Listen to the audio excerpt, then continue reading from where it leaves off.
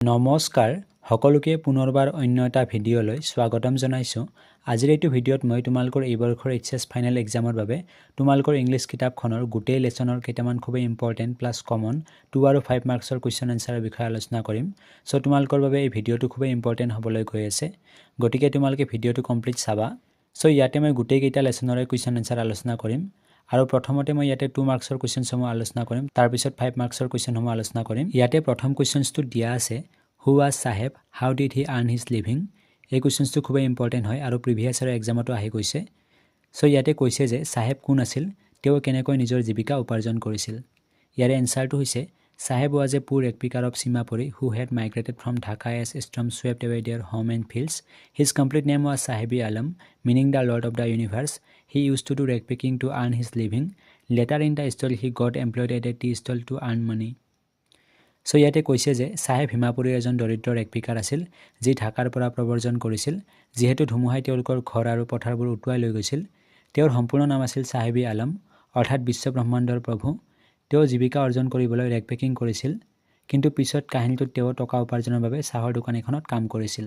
So এক্সামত কেতিয়াবা তোমালোকক চাহেবৰ সম্পূৰ্ণ নামটো সুধি দিয়ে, তোমালোকে সম্পূৰ্ণ নামটো মনত ৰাখিবা, চাহেবি আলম। শ্বৰ্ট কুৱেশ্যনত সুধি দিব পাৰে।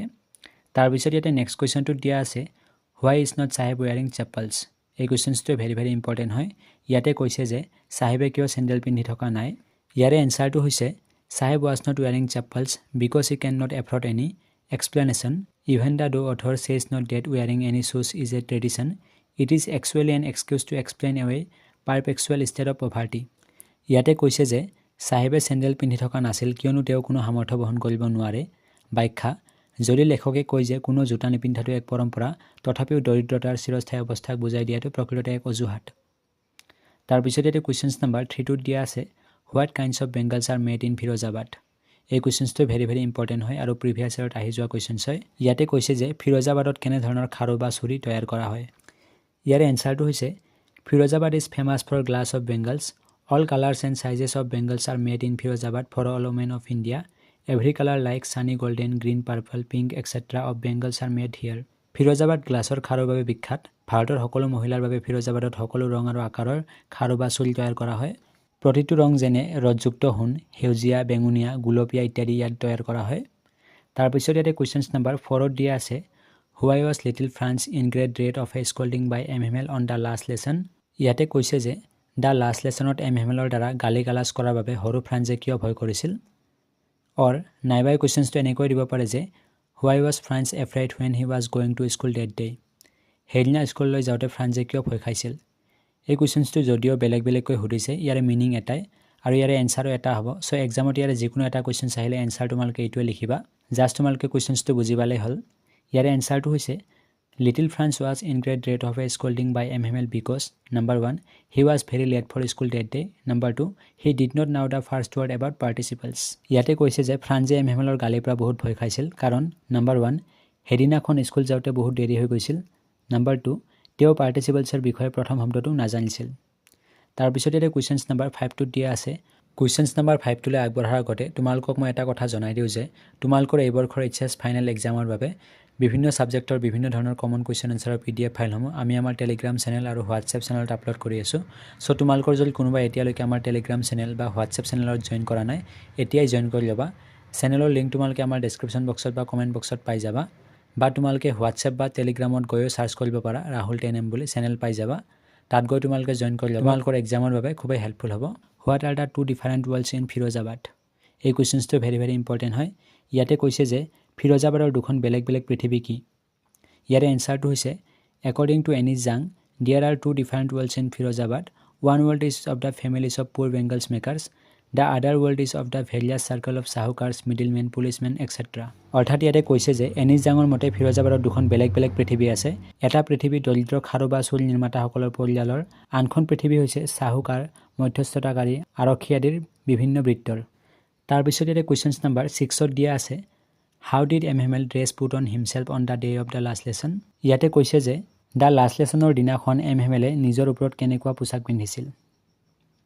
অৰ নাইবা কুৱেশ্যনছটো এনেকৈ সুধিব পাৰে যে how did MML dress wear himself on the day of the last lesson. এই দুয়োটা কুৱেশ্যনছ একেই হয়, জাষ্ট ইয়াতে ৱৰ্ড চেঞ্জ কৰি দিছে। প্ৰথমটোত আছে পুট অন হিমছেল্ফ আৰু দ্বিতীয়টোত আছে ৱেয়াৰ হিমছেল্ফ। সো দুয়োটা শব্দৰ মিনিং একেই, খালি শব্দ দুটা বেলেগ বেলেগ আৰু কুৱেশ্যনছ দুটাও একেই, ইয়াৰে এনচাৰো একেই হ'ব। এক্সামত কোনটো কুৱেশ্যনছ দিয়ে তোমালোকে চাই ল'বা, কনফিউজ নহ'বা। সো ইয়াৰে এনচাৰটোলৈ আগবঢ়াৰ আগতে তোমালোকলৈ সৰু এটা ৰিকুৱেষ্ট, তোমালোকৰ যদি কোনোবাই এই চেনেলটোত প্ৰথমবাৰৰ বাবে আহিছা বা নতুনকৈ ভিজিট কৰিছা, তেতিয়াহ'লে এতিয়া এই চেনেলটোক ছাবস্ক্ৰাইব কৰি কাষত থকা বেল আইকনটো অলপ প্ৰেছ কৰি থৈ দিয়া, কিয়নো তোমালোকৰ এই বৰ্ষৰ এইচএছ ফাইনেল এক্সামৰ বাবে মই সকলো ছাবজেক্টৰে কমপ্লিট ফ্ৰীতে প্ৰিপাৰেশ্যন কৰাই আছোঁ আৰু বিভিন্ন ধৰণৰ কুৱেশ্যন এনচাৰৰ PDF ফাইলসমূহ আমি আমাৰ টেলিগ্ৰাম চেনেল বা হোৱাটছএপ চেনেলত আপলোড কৰি আছোঁ। সো তোমালোকে যদি কোনোবাই আমাৰ টেলিগ্ৰাম বা হোৱাটছএপ চেনেল জইন কৰা নাই, জইন কৰি ল'বা। চেনেলৰ লিংক তোমালোকে আমাৰ কমেণ্ট বক্সত বা ডেছক্ৰিপশ্যন বক্সত পাই যাবা। সো ইয়াৰে এনচাৰটো হৈছে On the day of the last lesson, M. dressed himself with a beautiful green coat, frilled shirt and a little black silk cap all embroidered. ইয়াতে কৈছে যে দ্য লাষ্ট লেছনৰ দিনাখন M. নিজকে ধুনীয়া সেউজীয়া কোট, ফ্ৰিলযুক্ত চাৰ্ট আৰু অলপ কলা ৰেচমৰ টুপি পিন্ধিছিল, সকলোবোৰ এমব্ৰইডাৰী কৰা আছিল।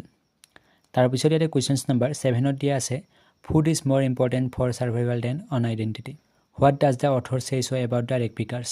ৰেগ পিকাৰসকলৰ বাবে লেখকে কি কয়? ইয়াৰে এনচাৰটো হৈছে For the rag pickers of Simapuri, food is more important than identity because the rag picker become miserable for want of food in Bangladesh. So in Simapuri, garbage is as valuable as gold for them and they have no meaning for identity. হিমাপুৰীৰ ৰেগ পিকাৰসকলৰ বাবে খাদ্য পৰিচয়তকৈ অধিক গুৰুত্বপূৰ্ণ, কাৰণ বাংলাদেশত খাদ্যৰ অভাৱত ৰেগ পিকাৰসকল দুখী হৈ পৰে। সেয়েহে হিমাপুৰীত আৱৰ্জনা থামৰ বাবে সোণৰ দৰে মূল্যৱান আৰু পৰিচয়ৰ বাবে তেওঁলোকৰ কোনো অৰ্থ নাই। তাৰপিছত ইয়াতে কুৱেশ্যনছ নম্বৰ 8ত দিয়া আছে What was the promise made by Anis Jang to Saheb? ইয়াতে কৈছে যে এনিছ জাঙে চাহেবক কি প্ৰতিশ্ৰুতি দিছিল। ইয়াৰে এনচাৰটো হৈছে Anees Jung met Saheb every morning in the garbage dumps. When Saheb had told her that there was no school their place, Anis Jang promised to make him a school, but that promise was not kept. ইয়াতে কৈছে যে anise জাঙে প্ৰতিদিনে ৰাতিপুৱা আৱৰ্জনাৰ স্তূপত চাহেবক লগ পাইছিল। যেতিয়া চাহেবে তেওঁক কৈছিল যে তেওঁলোকৰ কোনো বিদ্যালয় নাই, তেতিয়া এনিছ জাঙে তেওঁক এখন বিদ্যালয় বনোৱাৰ প্ৰতিশ্ৰুতি দিছিল, কিন্তু সেই প্ৰতিশ্ৰুতি পালন কৰা হোৱা নাছিল। তাৰপিছত ইয়াতে কুৱেশ্যনছ নম্বৰ 9ত দিয়া আছে what had been put up in the bulletin board. এই কুৱেশ্যনছটো প্ৰিভিয়াছ ইয়াৰ এক্সামত আহি যোৱা কুৱেশ্যনছ হয়, চ' এইটো ভালকৈ চাবা। ইয়াতে কৈছে যে বুলেটিন বৰ্ডখনত কি ৰখা হৈছিল। ইয়াৰ এনচাৰটো হৈছে Every news on Franco-Prussian War had been put up on the bulletin board. The bad news like the loss of battles, the draft, the orders of the commanding officer had been put up there. ইয়াতে কৈছে যে ফ্ৰাংকৰ প্ৰতিটো বাতৰি Prussian যুদ্ধ bulletin বৰ্ডত স্থাপন কৰা হৈছিল। বেয়া খবৰ যেনে হেৰুৱা যুদ্ধ, খচৰা কামাণ্ডিং অফিচাৰৰ আদেশ তেওঁলোকৰ ওপৰত ৰখা হৈছিল। তাৰপিছত ইয়াতে কুৱেশ্যনছ নম্বৰ 10ত দিয়া আছে little has moved with time it seems in Firozabad why does the author say so'. Questions number 10ত কৈছে যে এনেকুৱা লাগে যে ফিৰোজাবাদত সময়ৰ লগে লগে অলপ পৰিৱৰ্তন আহিছে, লেখকে কিয় এনে কয়। ইয়াৰে এনচাৰটো হৈছে the author says that Firozabad has move little with time it is a true fact because there is no' development in Firozabad the time the all bangle industry goes on as usual and also' their explanation by the middlemen etcetera. লেখকে কৈছে যে ফিৰোজাবাদ সময়ৰ লগে লগে অলপ আগবাঢ়িছে, এইটো এটা সঁচা সত্য, কাৰণ ফিৰোজাবাদত এইটো সময়ত কোনো বিকাশ হোৱা নাই। পুৰণা খাৰ উদ্যোগটো সদায়ৰ দৰেই চলি থাকে আৰু মধ্যস্থতাকাৰী আদিৰ দ্বাৰা তেওঁলোকৰ ব্যাখ্যাও চলি থাকে। চ' এতিয়া আহে কুৱেশ্যনছ নম্বৰ 11লৈ what was much more tempting for Franz than going to school why. ইয়াতে কৈছে যে ফ্ৰান্সৰ বাবে স্কুললৈ যোৱাতকৈ অধিক আকৰ্ষণীয় কি আছিল আৰু কিয়। নাইবা এই কুৱেশ্যনছটো এনেকৈ দিব পাৰে যে what were the two things that Franz found more tempting than participles. কি দুটা বস্তু আছিল যিয়ে ফ্ৰান্সক পাৰ্টিচিপলছতকৈ অধিক আকৰ্ষণীয় লাগিছিল। নাইবা এই কুৱেশ্যনছটো এনেকৈ দিব পাৰে যে what were the two things that Franz found more interest than participles. কি দুটা বস্তু আছিল য'ত ফ্ৰান্সৰ পাৰ্টিচিপলছতকৈ অধিক ৰুচি আছিল। চ' এই কুৱেশ্যনছটো এক্সামত তোমালোকক তিনি ধৰণে দিব পাৰে, অৰ্থাৎ তিনি ধৰণে সুধিব পাৰে। মই গোটেইকেইটা তোমালোকক ইয়াতে দি দিছোঁ, তোমালোকে কনফিউজ নহ'বা। গোটেইকেইটা কুৱেশ্যনছ একেই হয়, অৰ্থাৎ গোটেইকেইটা কুৱেশ্যনৰ মিনিং একেই, জাষ্ট সোধাৰ ধৰণটোহে বেলেগ বেলেগ। চ' এটা কুৱেশ্যনছ তোমালোকক এক্সামত কেইধৰণে দিব পাৰে মই সকলোবিলাক তোমালোকক দি দিওঁ, জাষ্ট তোমালোকে কনফিউজ নহ'বা, বুজি ল'বা কুৱেশ্যনছটো। ইয়াৰে এনচাৰ এটাই হ'ব। এনচাৰটো হৈছে the two things that Franz found more tempting than participles were number 1 the chirping of birds at the woods, number 2 the drilling of the Prussian soldiers the open field. ইয়াতে কৈছে যে ফ্ৰান্সক পাৰ্টিচিপলছৰ তুলনাত দুটা বস্তুৱে অধিক আকৰ্ষণ লাগিছিল, সেইকেইটা হ'ল নম্বৰ 1 অৰণ্যত চৰাইৰ চিঞৰ বাখৰ, নম্বৰ 2 প্ৰুছিয়ান সৈন্যৰ মুকলি পথাৰখন ড্ৰিলিং। তাৰপিছত ইয়াতে কুৱেশ্যনছ নম্বৰ 12ত দিয়া আছে give a brief description of Seemapuri. হিমাপুৰীৰ চমু বিৱৰণ দিয়া। ইয়াৰ এনচাৰটো হৈছে Seemapuri is situated on the outskirts of Delhi. It is a settlement of rag pickers who migrated from Bangladesh. Seemapuri was a wilderness and the rag pickers live there in a very dirty conditions. ইয়াতে কৈছে যে হিমাপুৰী দিল্লীৰ আউটস্কাৰ্টত অৱস্থিত বাংলাদেশৰ পৰা প্ৰব্ৰজন কৰা ৰেগপিকাৰসকলৰ বসতি প্ৰধান হিমাবৰী এখন অৰণ্য আছিল আৰু ৰেগপিকাৰসকলে তাত অতি লেতেৰা পৰিস্থিতিত গুচি গৈছিল। তাৰপিছত ইয়াতে কুৱেশ্যনছ নম্বৰ 13ত দিয়া আছে what is the actual name of Saheb, what does it signify. So' এই কুৱেশ্যনছটো ভেৰি ইম্পৰ্টেণ্ট হয় আৰু এই বৰ্ষৰ এক্সামত অহাৰ বাবে খুবেই চান্স আছে, এইটো ভালকৈ চাই থবা। ইয়াতে কৈছে যে চাহেবৰ প্ৰকৃত নাম কি আৰু কি বুজায়, অৰ্থাৎ এই নামৰ অৰ্থ কি। ইয়াৰে এনচাৰটো হৈছে Saheb's actual name was Saheb-e-Alam, it means lord of the universe. চাহেবৰ প্ৰকৃত নাম আছিল চাহেবি আলম, ইয়াৰ অৰ্থ হৈছে বিশ্ব ব্ৰহ্মাণ্ডৰ প্ৰভু। তাৰপিছত ইয়াতে কুৱেশ্যনছ নম্বৰ 14ত দিয়া আছে why was the lesson called the last lesson. লেচনটোক কিয় লাষ্ট লেচন বুলি কোৱা হয়, অৰ্থাৎ অন্তিম পাঠ বুলি কিয় কোৱা হয়। ইয়াৰে এনচাৰটো হৈছে the lesson was called the last lesson because after French was defeated by Germany and order has come from Berlin to teach only German in the schools of Alsace and Lorraine, so' it was last lesson in France. ইয়াতে কৈছে যে পাঠটোক অন্তিম পাঠ বুলি কোৱা হৈছিল কাৰণ France জাৰ্মানীৰ পৰা পৰাজিত হোৱাৰ পিছত আৰু বাৰ্লিনৰ পৰা আলছেছ আৰু লৰেইনৰ বিদ্যালয়ত কেৱল জাৰ্মানক শিকোৱাৰ বাবে আদেশ আহিছে, গতিকে এইটো ফৰাচী ভাষাত অন্তিম পাঠ আছিল। তাৰপিছত ইয়াতে নেক্সট কুৱেশ্যনটো দিয়া আছে what was commotion that Franz anticipated in the classroom. ইয়াতে কৈছে যে ফ্ৰান্সে শ্ৰেণীকোঠাত কি হুলস্থুল আশা কৰিছিল। ইয়াৰে এনচাৰটো হৈছে on the last lesson Franz anticipated some unusual commotion in the classroom, everything and everybody was silent like a Sunday morning, through the window' he saw' his friends and M Hamel. ইয়াতে কৈছে যে লাষ্ট লেচনত ফ্ৰান্সে শ্ৰেণীকোঠাত কিছু অস্বাভাৱিক হুলস্থুল ৰখাৰ সম্ভাৱনা কৰিছিল। সকলোবোৰ আৰু সকলোৱে দেওবাৰৰ ৰাতিপুৱাৰ দৰে নীৰৱ হৈ আছিল। খিৰিকীৰ মাজেৰে তেওঁৰ বন্ধুবৰ্গ আৰু এমহেমেলক দেখিছিল। চ' ভিডিঅ'টো যিহেতু বহু বেছি লং হৈ যাব, অৰ্থাৎ অলৰেডি ভিডিঅ'টো বহু বেছি লং হৈছে, তথাপিও আৰু কেইটামান কুৱেশ্যনছ আলোচনা কৰিব বাকী আছে। চ' এতিয়াৰ পৰা মই কুৱেশ্যনছবোৰ ডাইৰেক্ট তোমালোকক পঢ়ি দি যাম, এক্সপ্লেনেশ্যন কৰি নাথাকোঁ, যিহেতু সময় বহু বেছি গুচি যাব আৰু ভিডিঅ'টো যদি বহু বেছি লং হৈ যায় তোমালোকে হয়তো সকলো নাচাবা, গতিকে মই এতিয়া কুৱেশ্যনছবোৰ পঢ়িহে যাম, বুজাই নিদিওঁ। তাৰপিছত ইয়াতে কুৱেশ্যনছ নম্বৰ 17ত দিয়া আছে who were the village people sitting on the back benches on the last lesson. ইয়াৰে এনচাৰটো হৈছে some village people like old Hauser, the former mayor, the former postmaster and several others were sitting on the back benches on the last lesson. তাৰপিছত ইয়াতে questions number 18ত দিয়া আছে what character of the north bank of the Brahmaputra did John Rountree refer to. এই কুৱেশ্যনছটো very important হয়। ইয়াৰে এনচাৰটো হৈছে the author Rountree says that the north bank of the Brahmaputra had a character of its own. He describes that it was a vast remote stretch of flat ageless land between the sand banks of Brahmaputra and Himalayan foothills. তাৰপিছত ইয়াতে questions number 19ত দিয়া আছে give a brief description of Peacock Island. এই কুৱেশ্যনছটো বহুবাৰ এক্সামত আহি গৈছে, চ' এইটো ভালকৈ চাই থবা। ইয়াৰে এনচাৰটো হৈছে as mention by the author Peacock Island is situated on the north bank of the Brahmaputra and in the foreground of the author's forest bungalow, there was a Hindu temple at Peacock Island and the author only notice monkeys there. তাৰপিছত ইয়াতে questions number 20ত দিয়া আছে what is a mar boat and how its operate. ইয়াৰে এনচাৰটো হৈছে mar boat is a kind of ferry consisted two open boats covered with a platform made of a wooden plank. These boats were paddled across the river or were propelled by the force the current along a cable that connected the boats to another cable stretched across the river. So এই কুৱেশ্যনছটো very important হয় আৰু এই বৰ্ষৰ এক্সামৰ বাবে খুবেই important হয়, গতিকে ভালকৈ চাবা এইটো। তাৰপিছত ইয়াতে কুৱেশ্যনছ নম্বৰ 21ত দিয়া আছে give a brief account of the forest bungalow at Kulsi. এই কুৱেশ্যনছটো ভেৰি ইম্পৰ্টেণ্ট হয়। ইয়াৰ এনচাৰটো হৈছে the forest bungalow at Kulsi was situated the south bank of Brahmaputra. The reserve forest mostly consisted of sal trees more like a English woodland. ইয়াতে তোমালোকে এটা point মনত ৰাখিবা যে কোনটো গছক ইংলিছ উডলেণ্ড বুলি কোৱা হয়, অৰ্থাৎ সেইটো হৈছে চাল ট্ৰিজ। এইটোও কেতিয়াবা শ্বৰ্ট কুৱেশ্যনত ধৰি দিব পাৰে। The bungalow there was delightfully situated on a wooden spur above the river. Questions number 22লৈ আগবঢ়াৰ আগতে তোমালোকক মই এটা কথা জনাই দিওঁ যে এই বৰ্ষৰ HS ফাইনেল এক্সামৰ বাবে আমি বিভিন্ন ধৰণৰ কুৱেশ্যন এনচাৰৰ PDF ফাইলসমূহ আমি আমাৰ টেলিগ্ৰাম চেনেল বা হোৱাটছএপ চেনেলত আপলোড কৰি আছোঁ। চ' তোমালোকৰ যদি কোনোবা এতিয়ালৈকে আমাৰ টেলিগ্ৰাম চেনেল বা হোৱাটছএপ চেনেল জইন কৰা নাই, নিশ্চয় জইন কৰি ল'বা, খুবেই হেল্পফুল হ'ব। তাৰপিছত ইয়াতে কুৱেশ্যনছ নম্বৰ 22ত দিয়া আছে what was the impact of the earthquake on the hill near the bungalow. ইয়াৰে এনচাৰটো হৈছে there was a large hill close to the bungalow an earthquake had once lowered the surface of its and the land became inundated with water. It was a strange spot where tree skeletons still rose out of the water, which reminded that once there had been dry land. তাৰপিছত এটা questions number 23 দিয়া আছে give the author description of a sal forest. ইয়াৰ এনচাৰটো হৈছে the author compares the sal forest of Assam to English woodland.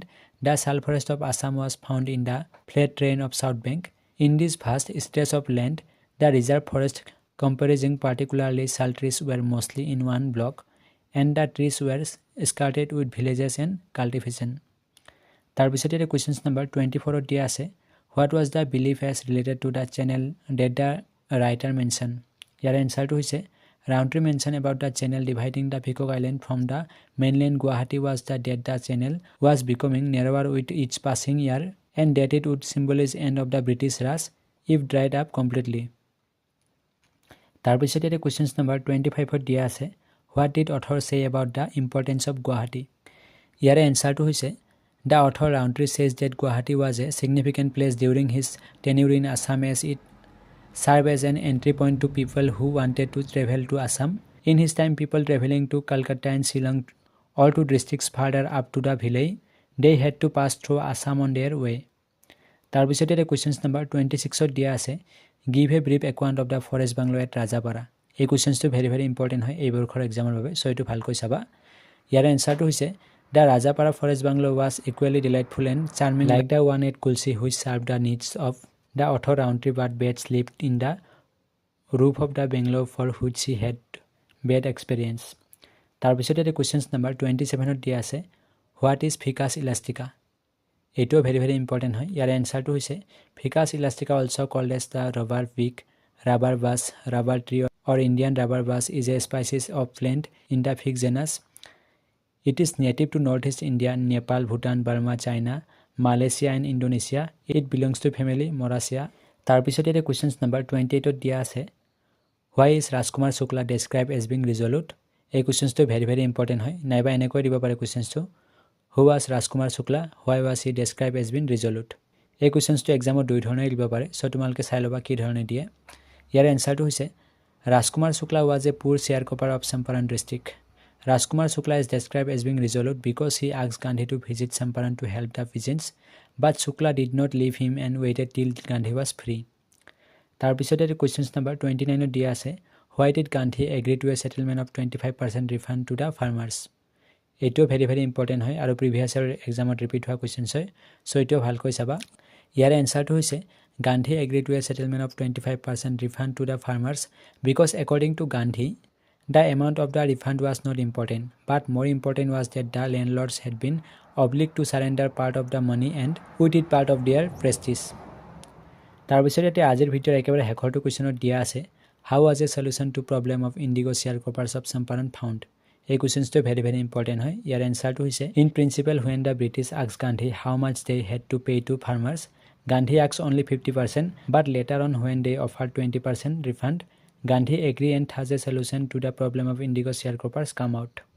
So তোমালকৰ 2 মাৰ্কছৰ আৰু কেইটামান important questions ৰৈ গল অৰ্থাৎ হেইবোৰ কুৱেশ্যনছ মই পাৰ্ট 2 ভিডিঅ'টোত আলোচনা কৰিম ইয়াৰ পিছত আৰু এটা ভিডিঅ' আহিব পাৰ্ট 2 সেই ভিডিঅ'টোত মই আলোচনা কৰি দিম যেহেতু আজিৰ ভিডিঅ'টো অলৰেডি বহু বেছি লং হৈ গৈছে সেই কাৰণে মই লাষ্টৰ কেইটামান কুৱেশ্যনছ তোমালকক এক্সপ্লেইন কৰি দিয়া নাই সো তোমালকে চিন্তা কৰিব নালাগে অতি সোনকালে ইয়াৰে মই পাৰ্ট 2 ভিডিঅ' আনিম তাত মই বাকি 2 মাৰ্কছৰ কুৱেশ্যনবোৰ আলোচনা কৰিম আৰু 5 মাৰ্কছৰ লং কুৱেশ্যনৰ কেইটামান দি দিম সো এই ভিডিঅ'টো তোমালকে যিমান পাৰা তোমালকৰ বন্ধুবৰ্গলৈ শেয়াৰ কৰি দিবা তেতিয়ালৈকে থ্যাংক ইউ সো মাচ জয় অসম বন্দে মাতৰম